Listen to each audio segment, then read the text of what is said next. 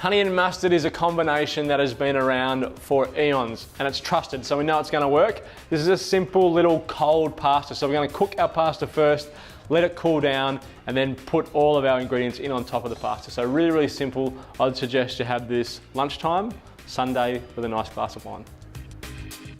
First thing I have to do with this is get my pasta in. As I said, it's a cold pasta salad. And I figure it's a healthy sort of dish, so going for the gluten-free option is a good one.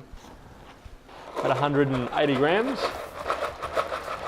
Pop that in. I'm going to cook that for, the packet says between 10 and 11 minutes. I'm going to cook it for about 8 because I want it to be nice and al dente.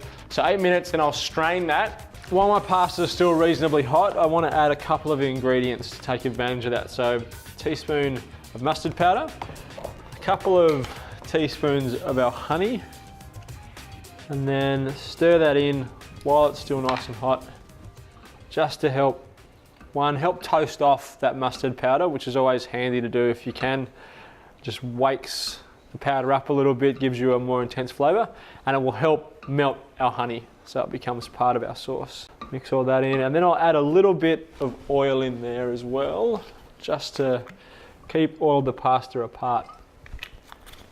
There's no gluten in this, but there is still starch in it, so it will stick together if you don't add a little bit of oil.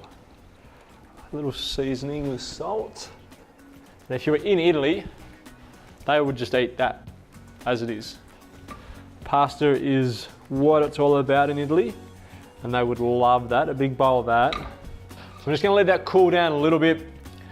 Maybe give yourself 5 minutes. This will take the bulk of the heat out of it, and then we'll add in our creme fraiche, our capers, our salmon. So at this point you want to taste and make sure all of the flavors have come together and you're happy with it.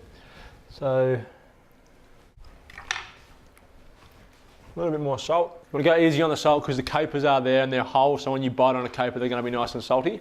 It needs some lemon juice, so a cheek of lemon. Actually we'll go 2.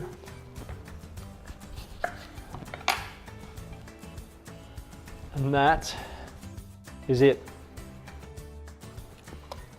Good thing about a cold pasta is you don't have to hurry to get it out. Take your time, enjoy this bit, plate it up.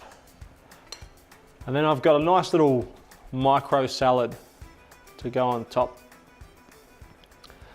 But you could save, we put some dill in there, you could pick some of the dill fronds and place them on top if you wanted to. I've got a nice little mixture of micros here. And maybe one last little squeeze of lemon. And there you go, a nice little cold summer pasta salad. White wine I would recommend, a nice Chardonnay, even a good Riesling would go well with this one. But you are being healthy, remember, so maybe half a glass.